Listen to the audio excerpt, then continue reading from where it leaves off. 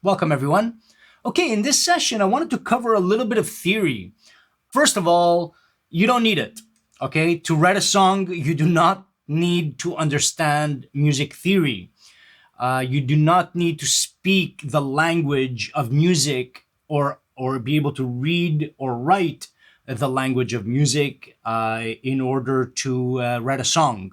Now, when it comes to songwriting and when it comes to actually getting creative, and that's the whole focus of the melody experiment, as you guys would have noticed by now, it's not so much in rules or in structure as much as it is in creativeness and understanding that a song is comes from in here rather than here. Okay. Now, having said all that, there is some theory that is very valuable. It's very, very valuable. Understanding, as an example, the circle of fifths. The circle of fifths is an incredible tool that can be used in many ways to facilitate not only writing a song, but also in developing ideas, in breaking down, songs and understanding, how they're built, and it's just amazing. And even when it comes to sort of going outside of the rules and breaking them or bending them, again, the circle of fifths can serve as an invaluable tool when it comes to composing. Okay, so I wanted to touch on that in this session. Just go over this circle of fifths. I want to do two parts here. First of all, let's have a look at the circle of fifths, and we'll build it. Okay, because the second part of it is I wanted to also answer the question that I've had come up enough times that I want to do this, that how to actually learn the circle of fifths, how to actually have it in your head rather than on a piece of paper or somewhere nearby so that you can have a look at it. How to wrap your mind around the circle of fifths, how it works, why it works. Okay, so I just wanted to do that. So let's get into it. All right, so I've got my trusty little whiteboard over here. Okay, and we're gonna build a circle of fifths here. Okay, so let's have a look at this. Now, obviously, we're gonna start with a circle. Yeah, so we're gonna make a circle here. All right. Now, the circle of fifths is built like a clock. Think of it like a clock. Okay, a clock has 12 positions on it, right? So does the circle of fifths. Why? Because there's 12 notes in music, right? In Western music anyway, there's 12 notes. So we have 12 sections here, okay? So we got one there, one there, one there, one there, two in between, two there, and two there, okay? 12 points. So it starts with C up here, okay? C and its relative A minor. Now, what does this mean? Simple. In the key of C, you've got 7 notes: C, D, E, F, G, A, and B, right? In the key of A minor, you have 7 notes: A, B, C, D, E, F, and G. In other words, they share the same exact notes and chords in the key, which we're going to look at a little later. But this is the concept here, okay? So these two are related, okay? They're related because they share the same notes and the same chords. They share the same key signature, okay? Which in this case is a natural. In other words, there is no sharps or flats in this key, okay? It's the only key in the whole circle of fifths. We're going to have to worry about any sharps or flats, okay? It's just straight up C, D, E, F, G, A, and B, okay? And A, B, C, D, E, F, and G. It's the only key that doesn't have any sharps or flats. The rest of them all have sharps and flats, okay? Why do they have sharps and flats? Now, this is the first concept to understand so that it all sort of makes sense, okay? Why? Well, because there's a formula, okay? Now, a formula, there's two formulas. Actually, there's more than two, but there's two for our purposes here. The two most important formulas in music, and that is the major scale, okay, and the minor scale, okay. Now, to get a major scale, okay, this is the sequence, okay. So it's whole tone, half tone, whole tone, whole tone, whole tone, and half tone. All right, we'll get into this in a second. To get a minor scale, the formula is whole tone, half tone, whole tone, whole tone, half tone, whole tone, whole tone. What does this mean? Let's have a look. Okay, let's have a look here and see what this means in practice. Okay, so we have the key of C major. Okay, now I'm going to do it all on one string so that you can clearly see the relationship between our formula, a guitar, same thing on the piano, okay? Same concept for the piano, doesn't matter what instrument you're using. So you could clearly see the formula and how it works in practice, okay? So we got C, it's here, yeah? According to our formula, what do we have next here? Okay, we've got a whole tone, right? So that's a whole tone. That's a half tone, yeah? Half step, whole step, whichever way you want to call it, doesn't matter. We're talking about the same thing. So a whole tone, C to D is a whole tone. The next one, another whole tone, D to E is a whole tone. Then we have a half tone, E to F is a half tone, okay? Then we have another whole tone, F to G, that's a whole tone. Then we have another whole tone, G to A, that's another whole tone. And then we have one more whole tone, A to B, and a half tone to take us back to C, okay? We just did from C, whole tone, half tone, whole tone, half tone, okay?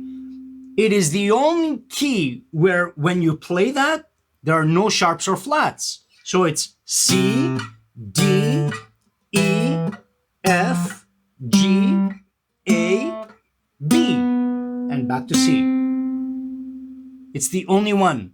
All the rest of them are going to have a sharp or a flat or multiple sharps or multiple flats depending on the key. A minor is the same thing. So if we started from A, we would get exactly the same thing if you followed that formula, the minor formula. So if we followed that, we're going to get exactly the same notes starting from a different position. We're starting from A instead of starting from C, but we have the exact same notes, okay? So we have A, open A on the fifth string, right?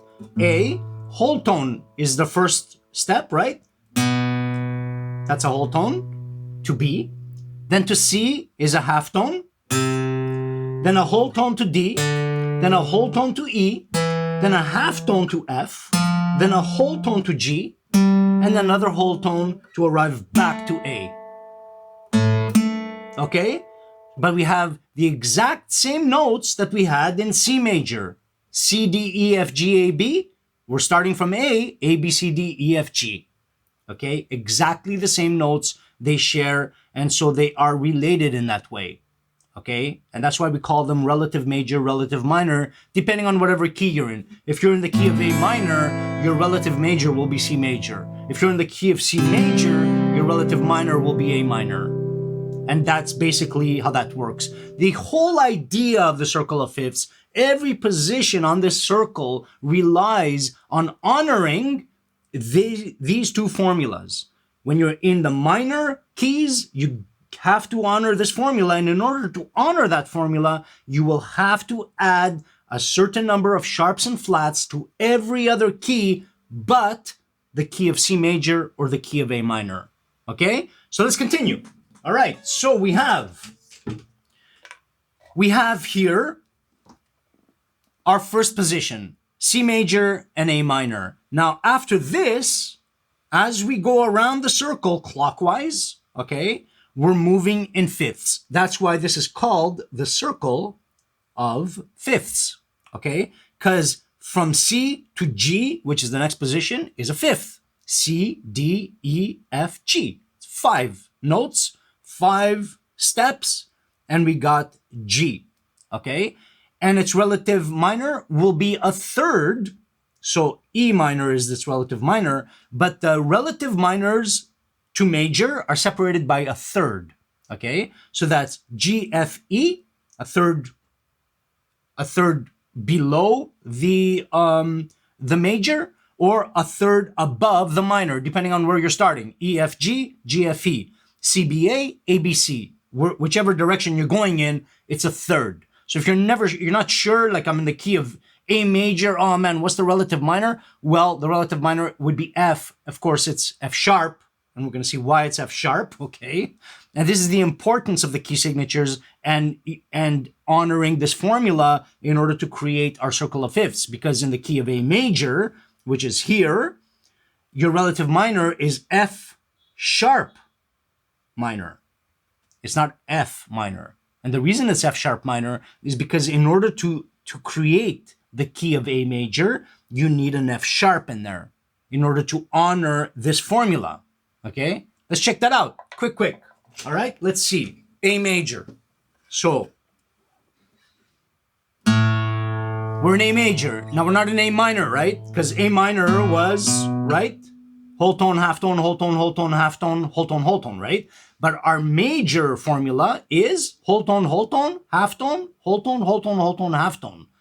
So, starting from A major, here we go. A, that's our first note. Whole tone from A to B. Good. Whole tone, B to C. Uh-oh, that's not C, right? B to C is a half step. It's a semitone, right? That's C. That's not going to give us a major scale. We need whole tone, so it's C sharp, right? Right? And then we got a whole tone, half tone, D, whole tone, E, whole tone, F sharp. F is here, so we got an F sharp. We got a C sharp, we got an F sharp so far, okay? And then we have another whole tone, G sharp, G is here, G sharp, and half tone back to A. So in the key of A major, we have 3 sharps, okay?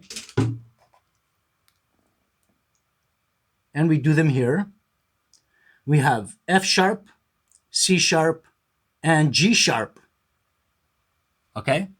And that's how they're written on a small little mini staff over here. And these are the positions of the sharps and flats. But you have 3 sharps in the key of A major, F, C, and G. The reason it's F, C, and G is because there's an order for that. We'll get to that in a second. In between G and A, that's not a fifth, of course. In between G and A, we have D major here, okay? And its relative minor is B minor, D, C, B. It's a third away, okay? So a third separates these guys. A fifth separates these steps, D, E, F, G, A. That's a fifth, right? D, E, F, G, A, okay? F to A, when you're working out the thirds for your relative minor or relative major, you don't worry about the sharps or flats. You just look at the note name, okay? F, G, A, that's a third. So if you're in the key of A major and you're wondering, well, what's my minor, my relative minor? Well, it's gonna be F. What kind of an F? Well, how many sharps does the key of A major have? It has 3 sharps, F, C, and G, so it's gonna be F sharp minor. This is why it's important to know your circle of fifths, okay? This is why it's valuable. Because when you're in a particular key, if you don't have a small version of a little circle of fifths next to you or on the computer or somewhere visible, you won't know where you are. You won't know what key what notes are available to you, what chords are available to you in that particular key, unless you know your circle of fifths. You'll be fumbling around. And this is why this is super important. One of the reasons why it's super important, okay? But let's continue over here. Let's actually fix these up, because G has 1 sharp, and that's F. D has 2 sharps, and that's F and C.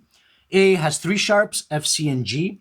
And the next one is E major and its relative C sharp minor. That has 4 sharps. So as we progress down around the circle, okay, we're adding sharps. On this half of the circle, it's sharps. On the other half, it's flats. And you're going to see how that is. And this is 4 sharps, F, C, G, and D. It's a bit messy. This is the thinnest tip I could find for the whiteboard.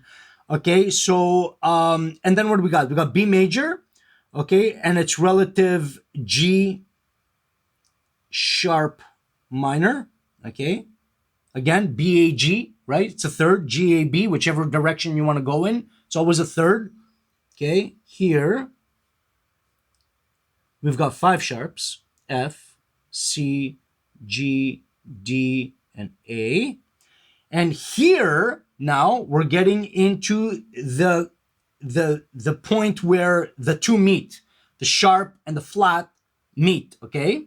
So over here now, at this point in time where they both, the flats and the sharps meet right here at the 6 o'clock position, you have the F sharp major and its relative D sharp minor, okay?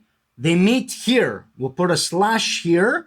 We're going to have what we call an inharmonic equivalent here, which is basically saying it's the same note with a different name, which we'll look at in 2 seconds, okay? So now at this point over here, we have 6 sharps, okay? So we have F, C, G, D, A, and E, okay, on the staff. Now going counterclockwise, okay, the opposite direction, from here we're going to work out our flats. Okay, now we could continue going this way, but it makes more sense to go this way now, counterclockwise. So we're an F here, okay, F major, and its relative D minor, okay? So now F major has 1 flat, okay, and that is B flat, okay? That's B flat.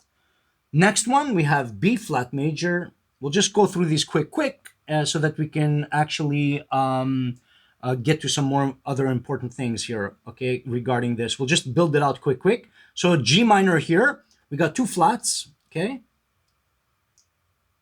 B and E.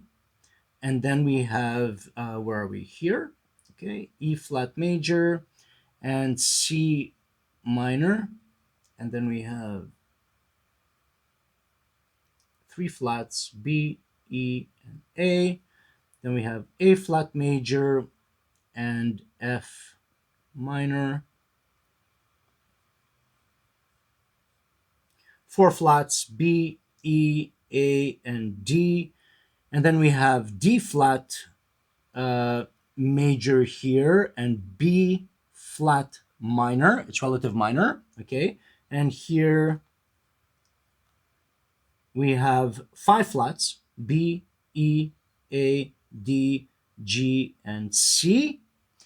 And then here is where we're going to join the 2 with the inharmonic equivalent of G flat major, okay? And its relative E flat minor. Sorry, it's getting a little messy there. And this one has, you guessed it, 6 flats, B, E, A, D, G, and C. Okay? Inharmonic equivalence. It's exactly the same note. So what that means is right here, okay? Right here, F sharp, which is here, yeah? F sharp, that's F sharp, G flat, right? It's the same exact note, right? So we got F sharp, G flat. That's called an inharmonic equivalent. Different name, same note. What that means is, if we worked out our major scale, whole tone, half tone, whole tone, half tone, starting from here, okay, we're gonna get 6 sharps or 6 flats, depending on what perspective you're looking at it from, okay? So they'll all be in harmonic equivalence. So it all depends on the composition, the composer, on how the song is played. And this is more relevant to, more complex compositions and orchestras and symphonies and stuff like that. Whereas with our pop rock genres, we don't have to worry too much about all these key signatures, except to understand that we have to honor these formulas. Whatever it takes to honor these formulas, and whichever way you want to play your chords. In this situation here, if we're in the key of G flat, okay, G flat major, right? We're gonna have these 6 chords, which we're gonna get into right now. Let's have a look at the next part of this circle of fifths that is super valuable, okay? And I'm gonna get a different colored pen for this so we could actually see it clearly. Now, say we're in the key of D major, okay? We'll just pick D major here, all right? We got D major. So we're in the key of D major. When we're in the key of D major, we know that we have 6 chords available to us here, okay?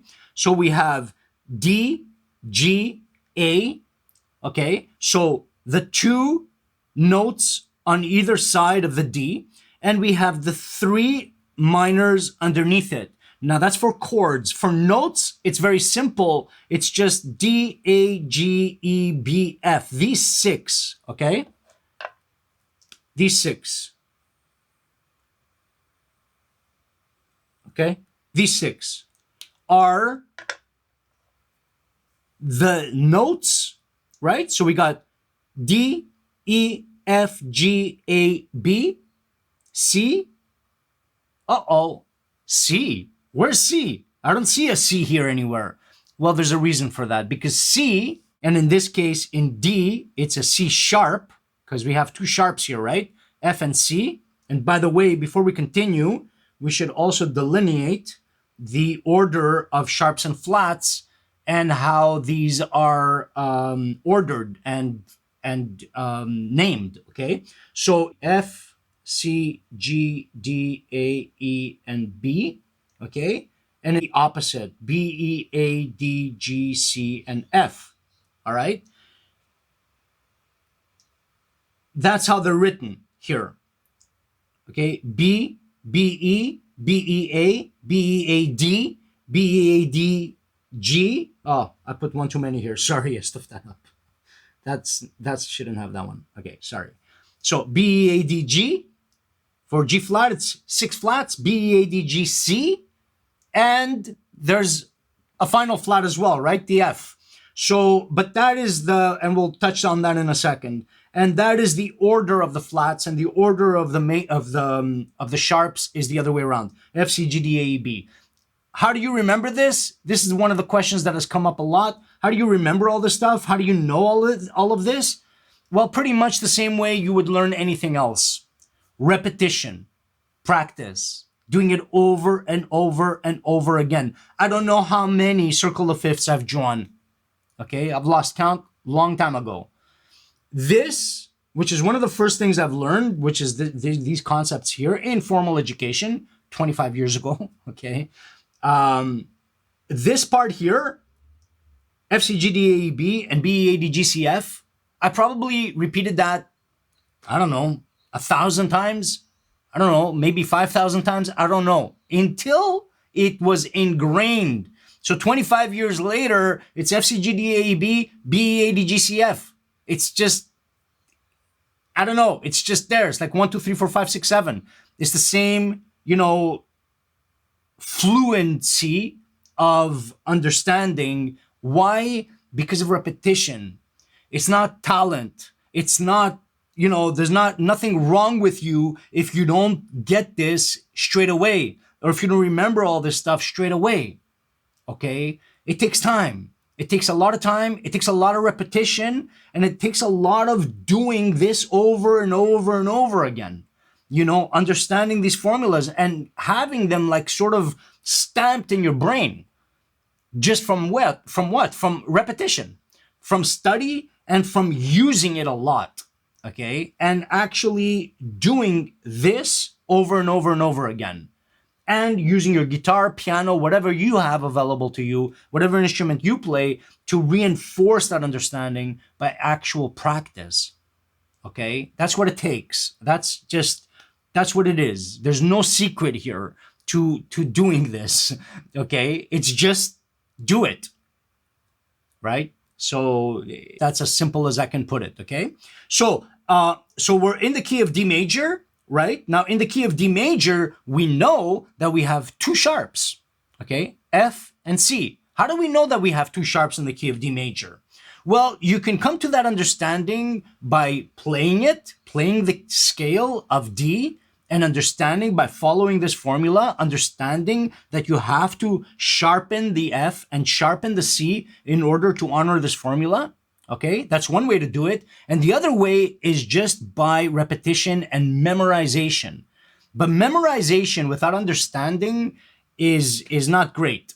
Okay, that's not gonna have the sticking power and the retention that you will have by understanding why this formula exists, why we have to sharpen the F and the C in the key of D major in order to have a major scale. And what is a major scale? What does it sound like?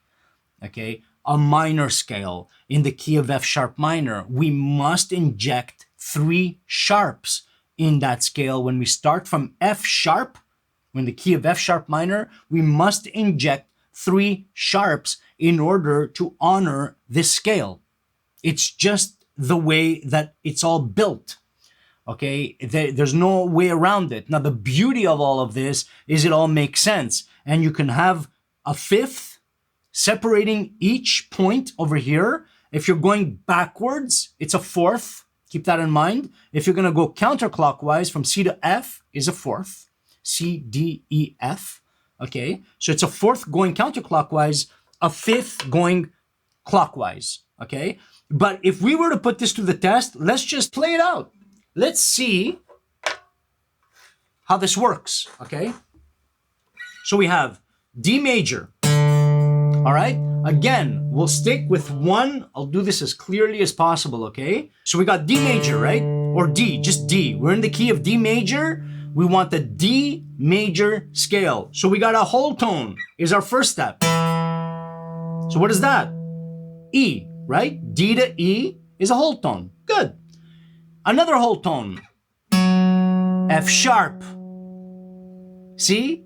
If we went D, E, F, we're not honoring our formula and we're not going to get a major scale. If you don't inject the sharp, if you don't sharpen that F, you don't have a major scale anymore.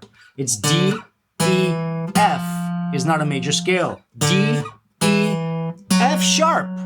Okay, so let's do that nice and clearly here, starting with D. Okay, so we got D, whole tone to E. Okay, whole tone to F sharp. Good. Half tone to G, whole tone to A, whole tone to B. Perfect. Whole tone to C sharp. Right? Not C, C sharp, and half tone back to C. So we have 2 sharps in the key of D major, and that's F and C, in order to honor this formula of a major scale. Okay? Very, very important. Another way to clearly show this, I'm just going to do one more example, which is really good, and that is the key of G. I'm not sure if I can erase some of this and go to the key of G. Yeah, let's do that, okay? Just quickly, because this is very interesting. And I think it'll show it a lot more clearly when we do it like this, okay? So this is E, okay. So we want the key of G major now, okay? Let's go to the key of G major, all right? Oopsies. Good, not bad, not bad. Okay, get rid of all of that and we'll just rewrite B minor. Sorry, guys. Okay, all right, cool. Now let's go to the key of G major, All right, G major. Okay, G major and its relative E minor. Okay, but forget the relative. Actually, no. Let's just go to the G major. What I wanted to show you was this. Okay, so G and C. Okay, now this is what we're gonna do. Now we said that C major. Okay, C major has no sharps and flats. It's the only key on here that honors this formula without any accidentals. Okay, there's no sharps or flats in the key. They're unnecessary because we have C, whole tone to D, whole tone to E, half tone to F, whole tone to G, whole tone to A, whole tone to B, and half tone back to C. It honors the formula without adding any sharps or flats. But if we go one above, and I chose G because we'll follow the exact same pattern, okay, and see what happens. So we have G. So from G, we'll follow the exact same steps, okay? Whole tone to A, whole tone to B, half tone to C, whole tone to D, whole tone to E, whole tone to F sharp, okay? Not F. So we're introducing the first accidental, which is F sharp in the key of G major, because we have to honor that formula, and then back to G half tone, from F sharp to G. F to G is a whole tone, and E to F is a half tone. It's not honoring the formula. This is what it's all about. So once you wrap your mind around that, it'll make a lot of sense, because everything is based on these two formulas for this circle of fifths. Now, there's one other thing I wanted to discuss, which we haven't seen at all over here, and you're probably wondering why, is the diminished, okay? So the diminished chord, okay, or that seventh note in the scale. So in the scale of C major, you have C, D, E, F, G, A, B. There's the B there. There's no B here. Okay, when we look at our key here, these six notes. Okay.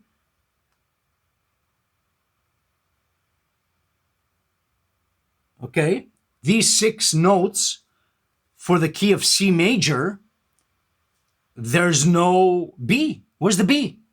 There's no B. Okay, it's not shown here. I mean, there are circle of fifths that get really convoluted and show everything, show all the key signatures, all the sharps and flats, all the diminished, everything. But the simple circle of fifths is not going to show you that. It's not going to show the diminished. Maybe one of the reasons is because in Western music, well, not Western music, but in pop rock, all that stuff, it's not used. Okay, the diminished is used in passing. It's not really used in a scale. It's used for sure. Okay, we use it in a scale, like I showed you before. But with chords, it's not. Okay, so in the key of C major, okay, in the key of C major, we have 6 chords, okay? There's C major, D minor, E minor, F major, G major, A minor, and C. What happened to the B? In passing, okay? But the B diminished is not really used, okay?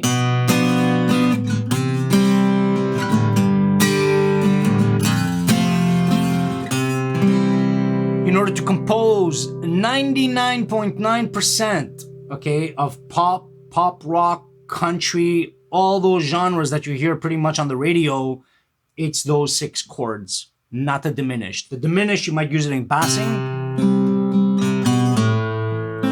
or you can go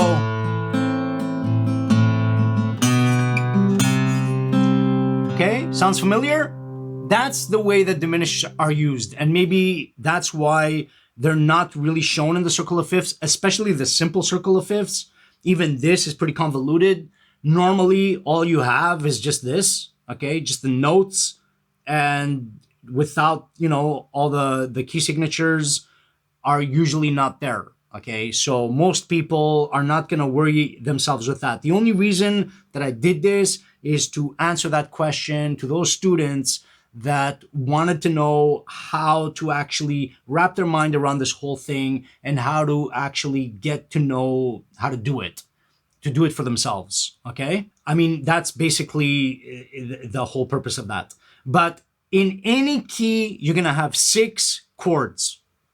Okay, 7 notes, 6 chords, 7 chords, of course, technically with the diminished, but without the diminished, you got 6 chords. And the way to find them, it's super easy. Okay, this is the last thing we're going to look at here.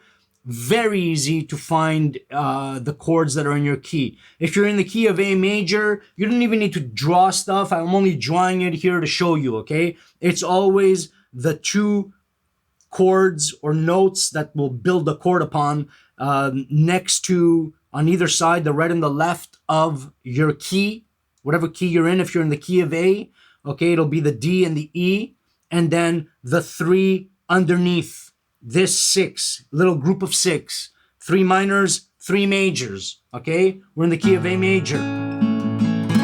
You look at your circle of fifths. Okay, what do I got? I got A major, I got D major, I got E major. What else do I have available? Okay, B minor, F sharp minor, C sharp minor,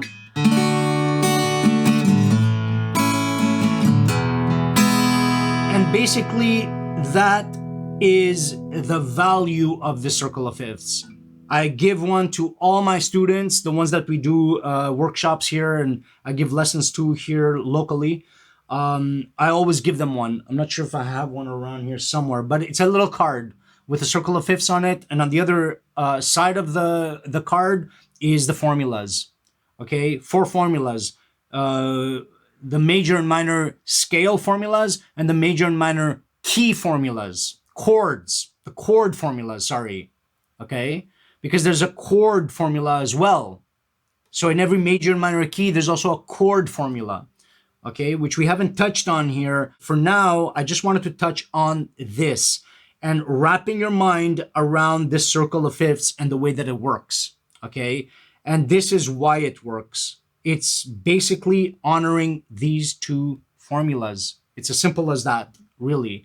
And then the way that you write out your sharps and your flats has to go by this order.